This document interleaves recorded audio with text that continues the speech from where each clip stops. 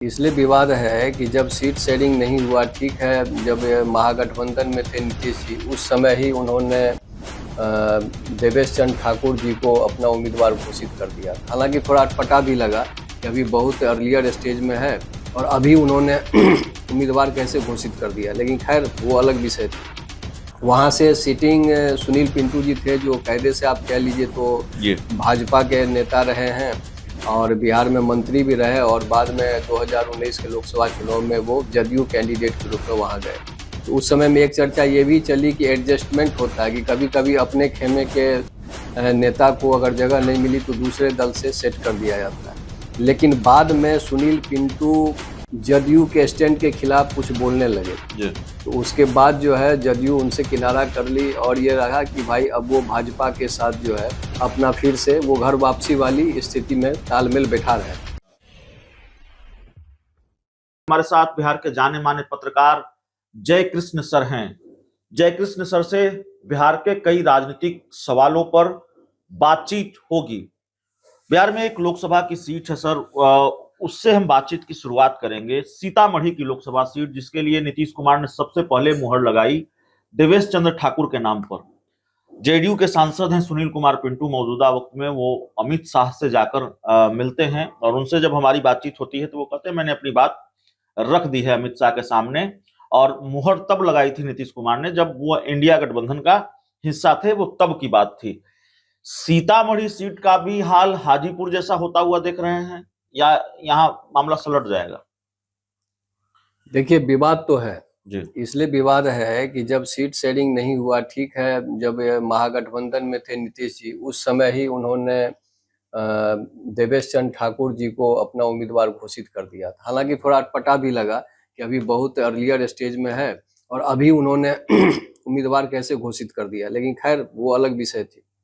वहाँ से सिटिंग सुनील पिंटू जी थे, जो कायदे से आप कह लीजिए तो भाजपा के नेता रहे हैं और बिहार में मंत्री भी रहे और बाद में 2019 के लोकसभा चुनाव में वो जदयू कैंडिडेट के रूप में वहाँ गए। तो उस समय में एक चर्चा ये भी चली कि एडजस्टमेंट होता है कि कभी कभी अपने खेमे के नेता को अगर जगह नहीं मिली तो दूसरे दल से सेट कर दिया जाता है। लेकिन बाद में सुनील पिंटू जदयू के स्टैंड के खिलाफ कुछ बोलने लगे, तो उसके बाद जो है जदयू उनसे किनारा कर ली और ये रहा कि भाई अब वो भाजपा के साथ जो है अपना फिर से वो घर वापसी वाली स्थिति में तालमेल बैठा रहे।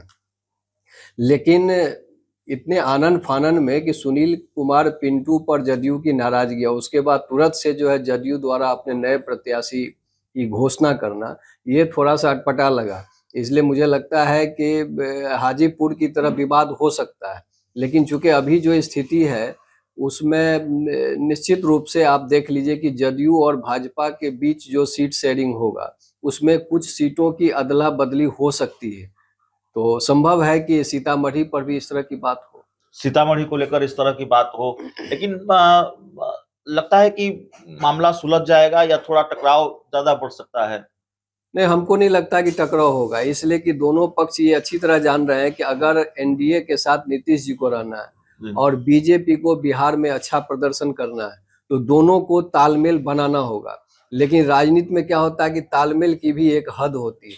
अगर मान लीजिए इसको प्रेस्टीज इशू बना लिया गया और जदयू कहे कि नहीं, किसी भी सूरत में हम नहीं छोड़ेंगे, चूंकि देवेश ठाकुर नीतीश जी के बहुत करीबी माने जाते हैं, तो जब एक बार उनके नाम की घोषणा हो गई और देवेश ठाकुर उस क्षेत्र में सक्रिय भी हो चुके हैं, वैसी स्थिति में उनके कदम को पीछे खींचना मुझे लगता है कि ये संभव नहीं। सुनील कुमार पिंटू के रुख से लगता है कि वो हर हाल में लोकसभा का चुनाव लड़ना चाहते हैं।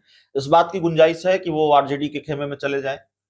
बिल्कुल, चूंकि जो व्यक्ति भाजपा में रहते हुए टिकट के लिए जदयू में जा सकते हो, वो व्यक्ति टिकट के लिए या चुनाव लड़ने के लिए अगर मान लीजिए महागठबंधन या आरजेडी में जा रहे हैं तो इसमें हैरानी की कोई बात नहीं हो सकती। जी, तो देखिए, बिहार के जाने माने पत्रकार जयकृष्ण सर जो सीतामढ़ी की लोकसभा सीट है उसको लेकर बहुत विस्तार से जानकारी दे रहे थे।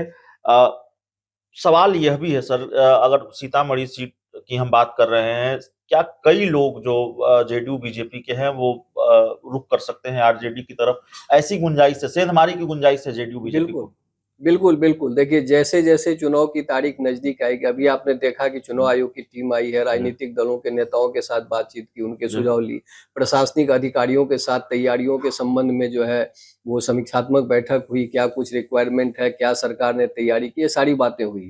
तो अब जो इसका दूसरा पार्ट है वो है खेमाबंदी जी। और अदला बदली। तो ये तय है जी। कि जैसे चर्चा है बाजार में कि बीजेपी अपने कई सिटिंग कैंडिडेट जो हैं सांसद सॉरी उनका टिकट काटने जा उनका रहा है। टिकट काटने जा रही, यही बात जदयू में भी है, जी। हर दल में होगा। तो जिसका टिकट कटेगा वो घर में बैठ करके जो है मूकदर्शक की भूमिका में तो रहेगा नहीं, जी। वो दूसरे दल में जो है अपनी तैयारी करेगा। दूसरी बात आप ये भी देख लीजिए कि जिनका टिकट कटना है, चाहे वो किसी भी दल के हों, जी। उनको आभास हो गया होगा। आभास हो गया होगा। तो जी। वो अंदर खाने में जो है अपना सेटिंग गेटिंग कर रहे होंगे। जी। अब इसमें क्या होगा कि जैसे ही ये सीट शेयरिंग की घोषणा होगी या माने सहमति बनेगी, तो पहले तो सीटों की पहचान होगी, उसके बाद सीटों की संख्या तय होगी, उसके बाद कैंडिडेट की बात आएगी। तो अभी देख लीजिए इस मामले में मुझे लगता है कि उत्तर प्रदेश सबसे आगे है, जहां समाजवादी पार्टी एक के बाद एक लिस्ट जारी कर रही है। बिहार में इसकी प्रतीक्षा की जा रही है और कायदे से देखिए तो एनडीए और महागठबंधन दोनों एक दूसरे का ही इंतजार कर रहा है कि कौन किसका माने पत्ता काटता है, और उस हिसाब से चीजें तय होंगी। तो फिर ये देखिएगा कि इस दल से उस दल में, उस दल से उस दल में, ये तो चलेगा ही चलेगा। जी।